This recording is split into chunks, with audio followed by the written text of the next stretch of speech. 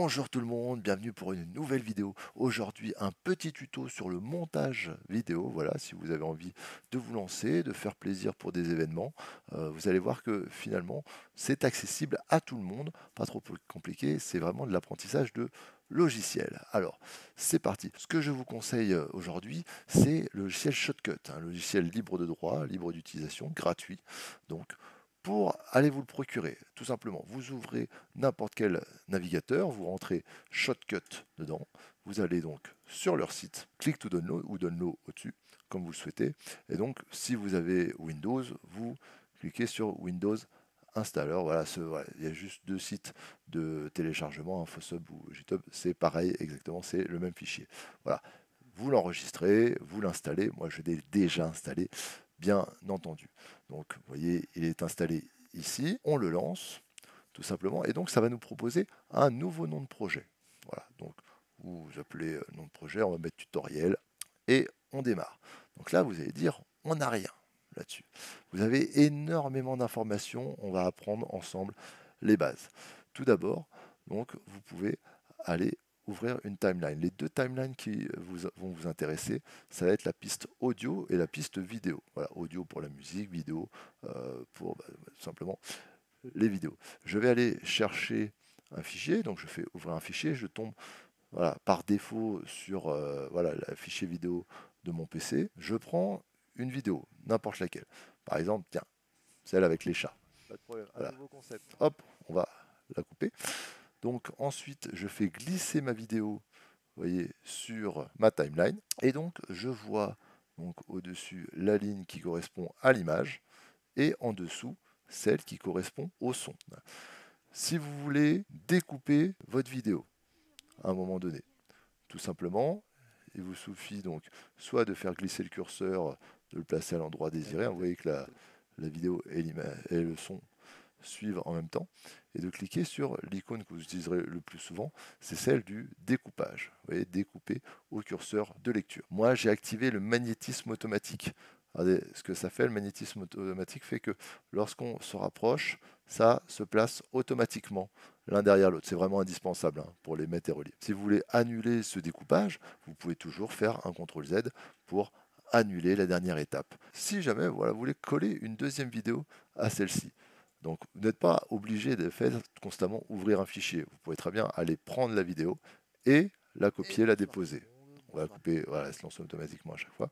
Donc, pareil, je prends la vidéo, je la glisse l'un derrière l'autre. Alors, vous voyez que j'ai laissé un petit espace, bien entendu, pour vous remontrer le magnétisme.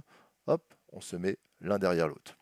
Si vous voulez rajouter une musique, pour le coup, alors, pour les besoins de, voilà, de droit, je n'ai pas pris une musique, voilà, je vais ouvrir juste une ligne audio pour le coup, et je vais aller chercher mon fichier audio, voilà, je fais un petit enregistrement tout bête pour le coup, hop, et pareil, je viens faire glisser ce petit fichier, et vous voyez, je vois tout le son. Alors pour le coup, le problème que je vais avoir là, c'est que les deux se superposent. Bonsoir tout le monde, comment ça va ce soir?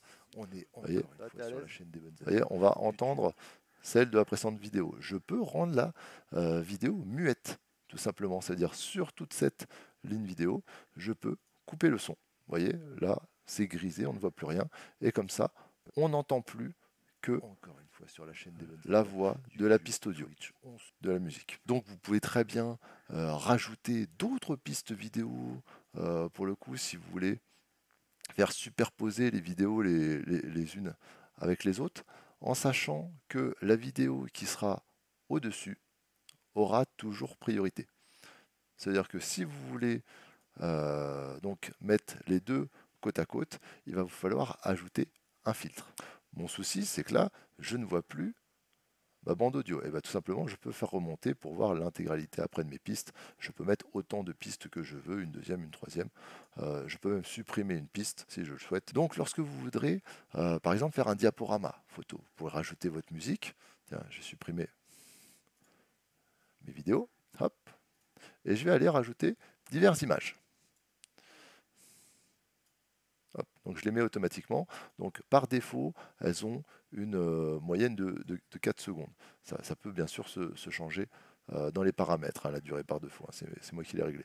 Ensuite, vous pouvez bien sûr augmenter la durée en étendant l'image ou la raccourcir. Vous pouvez donc rajouter autant de photos que vous le souhaitez. Hop, voilà, je mets des photos de jeu. Tiens, je vais mettre une photo de moi. Allez, hop. Voilà. On le met dans l'ordre qu'on veut. Je vous rappelle la durée que vous voulez. Donc, pensez à garder activé le petit magnétisme. Hein. C'est vraiment utile pour les placer comme on le souhaite. Et donc, nous avons notre diaporama et la musique qui passe par-dessus. Là, on vient de voir en quelques minutes comment coller les unes aux autres certaines photos, ajouter de la musique et faire un petit diaporama, un petit montage. Alors ensuite, ce qui peut être intéressant, c'est de rajouter des filtres. Voilà, pour avoir un fondu de fin. Alors vous allez voir que des filtres, il y en a énormément. Pour le coup, je me rends tout simplement sur filtre, qu'il y a en haut de l'écran, pour modifier l'image, l'image que j'ai sélectionnée, et vous voyez, qui s'appelle profil, et j'ouvre plus. Donc là, vous avez juste les filtres favoris, ceux que j'utilise régulièrement. Vous avez la liste de tous les filtres vidéo et tous les filtres audio que vous propose Shotcut. Par exemple, en filtre vidéo, souvent ce qui est utilisé, c'est le fondu.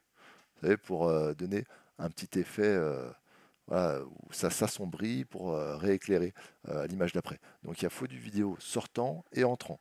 Sortant, c'est en fin d'image. Vous voyez là, hop, je vais augmenter la timeline. Pardon. Voilà, je vais l'agrandir. Voilà, je fais un zoom, hein. Je peux faire avec la molette, hein, bien entendu. Et vous avez le fondu entrant. Donc je vous montre ce que ça fait, le fondu sortant, vous voyez, ça s'assombrit. Mais c'est apparu directement parce que sur l'autre image, je n'ai pas placé le fondu vidéo entrant.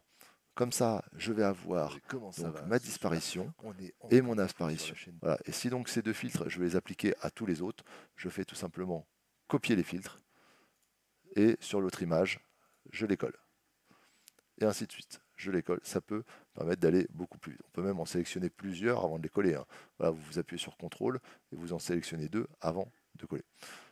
Comme ça, vous avez votre fondu vidéo sur chaque image, vous voyez, pour faire quelque chose de plus fluide, de moins brutal comme interception. Vous avez bien entendu des fondus audio aussi, si jamais vous voulez changer de musique, c'est quand même des fois un peu plus doux. Pour ce qui est de la durée, vous pouvez bien entendu modifier la durée de vos fondus. Si vous trouvez que ça disparaît ou apparaît trop lentement ou trop vite, vous voyez, vous avez ici la durée que vous pouvez augmenter, donc même changer, hein, parce qu'on est en secondes et millisecondes avant. Je peux mettre par exemple 2 secondes pour l'augmenter, hein, je vais remettre 2 secondes 0,0, et vous voyez que ça m'a considérablement augmenté mon fondu d'apparition. Encore une fois sur la chaîne de quelque chose de plus fluide. Là aussi, libre à vous, vous choisissez. Maintenant, je vais vous montrer quelques filtres qui peuvent être intéressants, hein, parmi les favoris que j'utilise. Donc il y a le filtre de luminosité, si vous voulez améliorer bien sûr une image, de rotation, échelle ou taille et position. Taille et position, ça peut être intéressant si vous comptez superposer plusieurs photos sur un même cadre. Je vous montre, je rajoute une autre piste vidéo. Je vais y incorporer des photos. Hop. Donc voilà, n'importe lequel. Allez, on va mettre un peu de ATS. Ah, du FF9, il faut mettre. Allez, on va mettre un peu de Ni no Kuni parce que c'est génial, Ni no Kuni. Voilà, tout simplement. Hop, les uns derrière les autres, comme d'habitude. Comme je vous le disais, l'image donc supérieure, hein, sur la bande supérieure, prime d'abord. Voilà, elle passe avant les autres en deuxième ligne. Comment faire? Donc on peut changer la taille de chacune d'entre elles. Je vais chercher mon filtre taille et position, hein, que vous trouvez dans les vidéos, voilà, dans les filtres vidéo.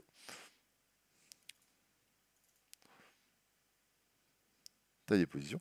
Et vous voyez, donc je peux ajuster automatiquement la taille de mon image du dessus.